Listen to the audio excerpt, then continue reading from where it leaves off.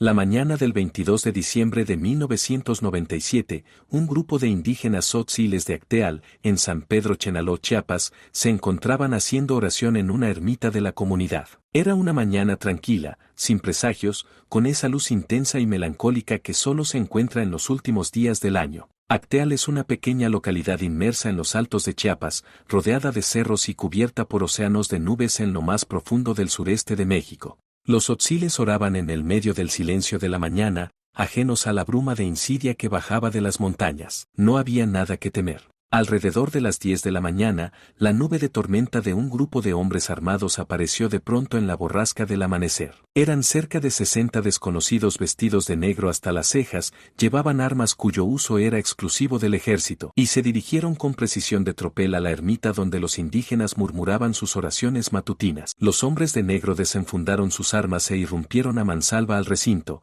pero fue tan rápido, tan eficaz, tan meticuloso, que los tzotziles no tuvieron tiempo siquiera de comprender qué estaba pasando. Había embarazadas, había menores de edad, había niños. En un instante de sangre y horror, la vida cambió para siempre en medio de los tiros de metralla. La masacre se extendió por casi 7 horas. De acuerdo con la Comisión Nacional de Derechos Humanos, 45 tzotziles fueron asesinados, mujeres, niñas, niños y hombres, así como 26 lesionados graves. Aquellos indígenas tzotziles pertenecían al grupo pacifista Las Abejas. Eran cristianos pero conservaban con orgullo sus raíces mayas, promovían la paz y la justicia y abanderaban la lucha en contra del neoliberalismo. Eran uno de los numerosos grupos de disidencia que se conformaron a lo largo y ancho del territorio chiapaneco, que desde hacía algunos años se habían resistido a la política oficial, y tenían como propósito edificar para sí mismos un gobierno propio. Desde el 24 de mayo, su comunidad se había visto afectada por una oleada de homicidios,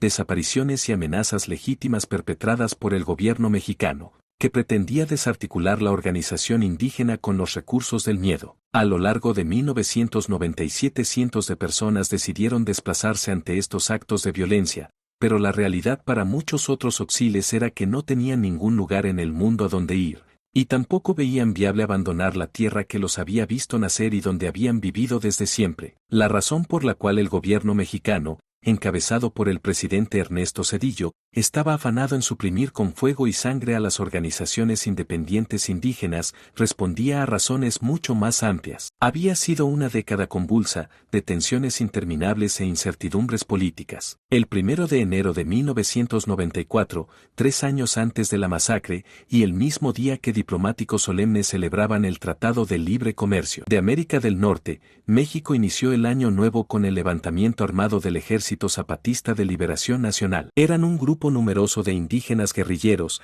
y en cuestión de horas lograron ocupar las principales cabeceras municipales de Chiapas, tales como San Cristóbal de las Casas, Ocosingo y Chañal, entre otras. A lo largo de 12 días entablaron una batalla encarnizada contra las Fuerzas Armadas de México, que en ningún momento se anticipó ni esperó siquiera aquella insurrección armada, la cual dejó numerosos muertos en ambos bandos. Los zapatistas luchaban contra el gobierno mexicano por 3 principios fundamentales: la defensa de los indígenas, la construcción de un nuevo modelo social y político que abogara por la libertad y la justicia, y la erradicación total del neoliberalismo. Sus disputas, no obstante, estaban enfocadas para y por los indígenas de Chiapas, que por siglos habían vivido en condiciones de injusticia y desigualdad, y cuyos problemas se habían agravado más que nunca por el nuevo orden del neoliberalismo y los tratados con los extranjeros. El movimiento de los zapatistas influenció a muchos otros grupos indígenas que estaban en desacuerdo con el gobierno mexicano y que buscaban autonomía para decidir por sí mismos.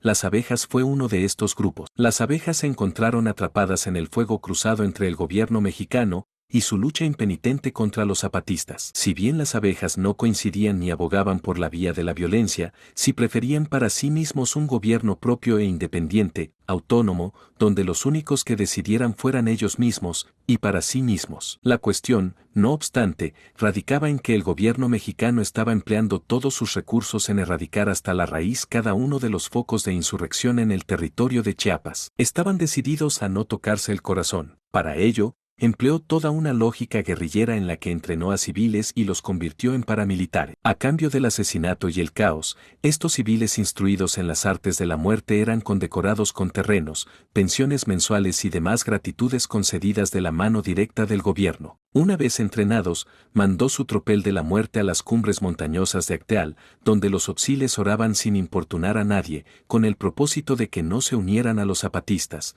o como escarmiento para los primeros. Después de la matanza, el gobierno del entonces presidente Ernesto Zedillo optó por el discurso sencillo de que la masacre fue en realidad un enfrentamiento entre indígenas, y fue la versión que se mantuvo a lo largo de décadas de silencio e impunidad.